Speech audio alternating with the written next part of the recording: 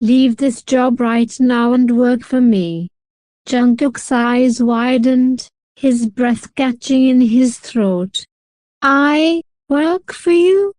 Jungkook stammered, unsure if he'd heard correctly.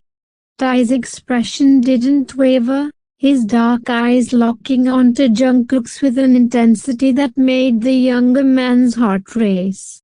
You heard what I said. I don't like to repeat myself. Jungkook swallowed hard, his mind reeling. The weight of Tae's offer, the mere impossibility of it, left him speechless. But the firmness in Tae's voice left no room for argument. He nodded slowly, his voice barely above a whisper. Okay. Without another word, Tae turned and gestured for Jungkook to follow. They left the club, the neon lights fading behind them as Tae led him to his sleek black car waiting outside. The drive was silent, Jungkook too overwhelmed to speak, his hands fidgeting in his lap. They arrived at Tae's private penthouse, a sprawling, luxurious space that screamed wealth and power. Tae showed Jungkook to a room next to his own, the modern decor and expansive view of Seoul's skyline leaving Jungkook breathless. You can live here from now on. Get some rest. Tomorrow, you start working for me, Tae said, his tone matter-of-fact as he handed Jungkook a keycard. The next morning, Tae took Jungkook to the towering headquarters of Kim Enterprise. Jungkook, still reeling from the whirlwind of the previous night, found himself appointed as Tae's personal assistant, a position his qualifications didn't remotely match.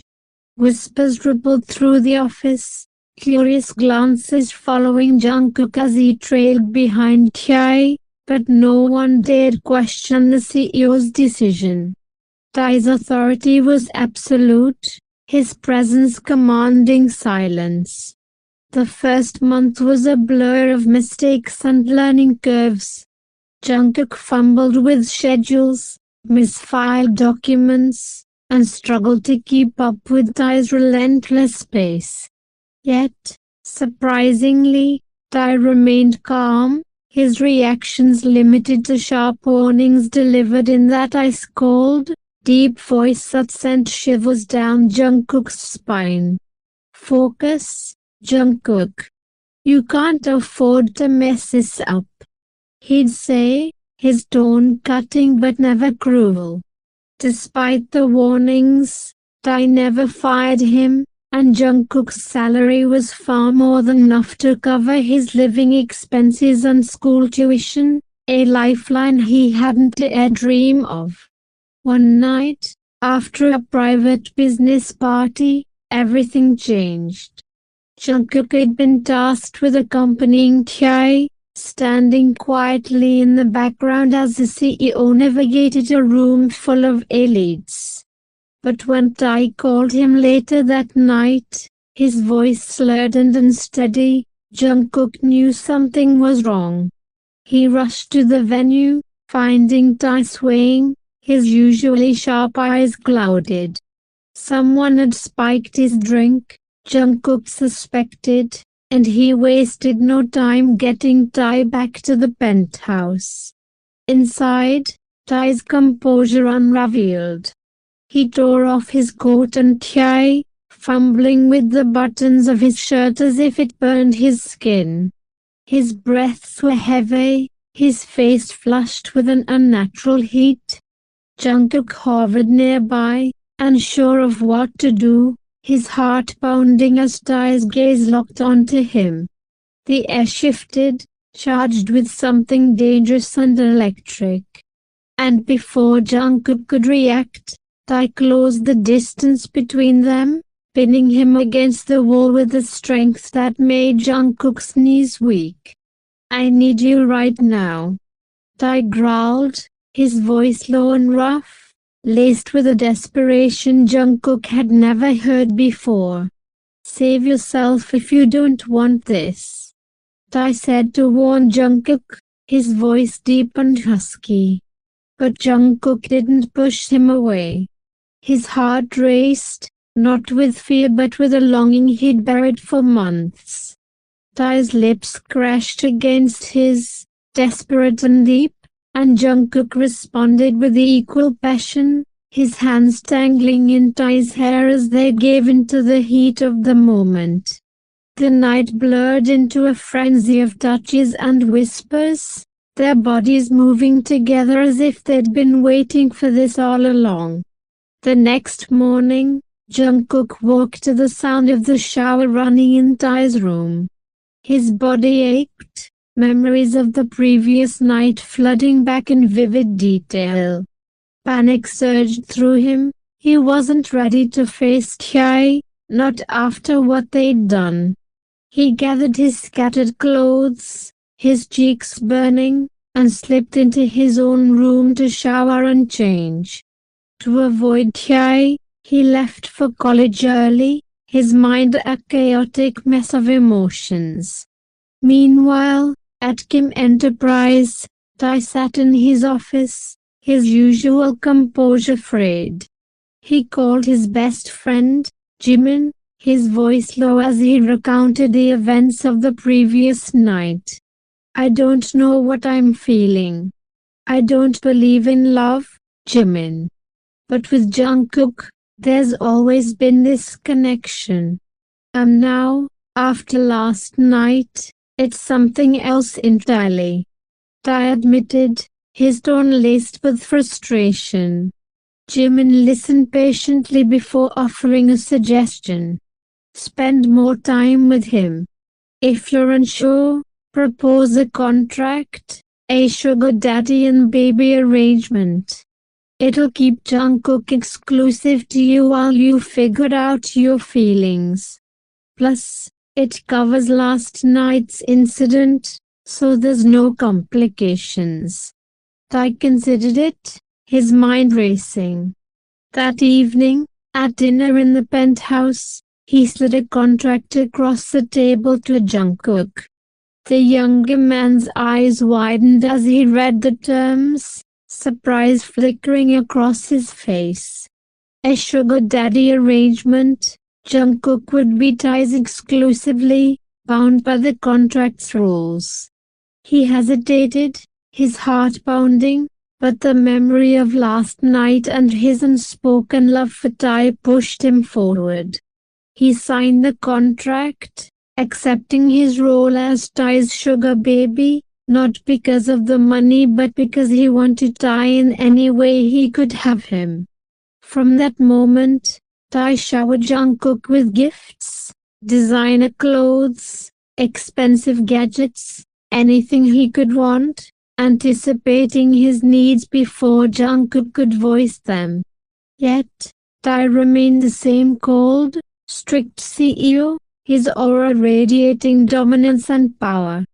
But when they were alone, when Tae kissed him or held him close, Jungkook felt like the center of the universe. In those moments, Tae's touches were gentle, his kisses deep and consuming, making Jungkook feel like the luckiest, most loved person in the world. Jungkook's tears fell faster as he sat in the hospital room, the test results crumpled in his hand. The memories of their time together, from that first night in the club to the contract that bound them, played like a cruel loop in his mind. He had given Tae everything, his heart, his body, his trust, only to be faced with the devastating news of Tae's engagement. His tears falling so fast they soaked the paper. His chest hurt like someone was squeezing his heart with their hands. What should I do now? Should I tell Tae I'm pregnant? How will he react if he finds out right when he's getting engaged to someone else? Will he think I did this on purpose? That I forgot my pills just to trap him? To force him to marry me because of the baby? It was my fault. I was the one who forgot to take the medicine on time. I was careless. Will he hate me for this? But what can I do now? I can't hide it forever. My body will change, and he'll notice. He notices everything. He'll find out eventually. Will he even want this child? He's getting married now. A real marriage, not some contract like ours. We're nothing official. Just a sugar daddy and baby agreement on paper, where I have no right to expect anything from him. I never did. I think I should just leave. Go far away from him, where he'll never find me. I can't put him in this difficult situation. He's done so much for me already, pulled me out of that life, paid for everything, gave me more than I ever deserved. I can't be selfish now. I can't stand between him and the life he's supposed to have. I know my place. I always knew. I was never meant to keep him. But why does my heart feel like it's breaking into a million pieces just by thinking about leaving him? Why does it hurt this much to imagine never seeing his face again? Never waking up next to him? Never watching him sleep, his lashes resting on his cheeks, his arm heavy around my waist like he never wants to let go? Why can't I breathe when I think about walking away from him forever? Jungkook pressed both hands over his mouth to muffle the sob that tore out of him, curling forward until his forehead touched his knees. He cried silently, shoulders shaking, the pain in his chest so deep it felt like it would never heal. He loved Tae with everything he had. And that's exactly why he had to let him go. But the pain in his heart is killing him. He is so in love with Tae that it's killing him, just thinking Tae is never going to love him back.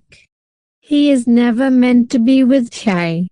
He is thinking thousands of thoughts like this, while crying his heart out. At that moment, his phone rang, snapping him out of his thoughts. While Tae's name flashed on the screen with a heart emoticon. Jungkook hurriedly wiped his tears, his hands trembling as he took a deep breath to steady his voice. As he answered, forcing a calm he didn't feel. Hello? Where are you? You didn't go to your classes, and you didn't come to the office. Is everything okay? Tae's deep voice came through, sharp with concern. Jungkook's throat tightened, the weight of the truth pressing against his chest. I'm at the library. What happened? Do you need me? Should I come over right now? Jungkook lied, his voice barely steady. Meanwhile, on the other end of the phone call, Tae's grip on the phone tightened until his knuckles turned white. Even through the line, he could hear the tremor Jungkook was desperately trying to hide. Library, you lying to me, Jungkook? Tae's voice low, dangerous. A single heartbeat of silence. Jungkook's breath hitched. He hadn't expected Tae to catch it so quickly. I just needed some air. I'll be home soon. Jungkook whispered, his voice cracking. Stay exactly where you are. Send me your location. Now. The call ended with a sharp click. Less than 15 minutes later, the black Maybach screeched to a halt in front of the small maternity clinic Jungkook had foolishly thought was far enough from the office district. Tae stepped out alone, no driver, no bodyguards, his long black coat whipping in the winter wind like the cloak of an ancient warlord. The temperature seemed to drop 10 degrees the moment he entered the waiting room. Every nurse froze. Patients instinctively lowered their gazes. Kim Tae-hyung in this mood was a natural disaster wearing a bespoke suit. He didn't ask for permission. He simply walked straight past the reception desk, pushed open the door to the examination room where Jungkook sat on the edge of the bed, pale and trembling, the crumpled pregnancy report still in his fist. Their eyes collided. For 3 full seconds, Tae's face was a perfect mask, cold, unreadable, terrifying. Then the mask cracked, just a hairline fracture that only Jungkook would even notice. His gaze dropped to the paper in Jungkook's hand, then to Jungkook's flat stomach, and something ancient and effaced flashed across those obsidian eyes. Tae's voice so low that it was almost inaudible, when he asked Jungkook. To be continued.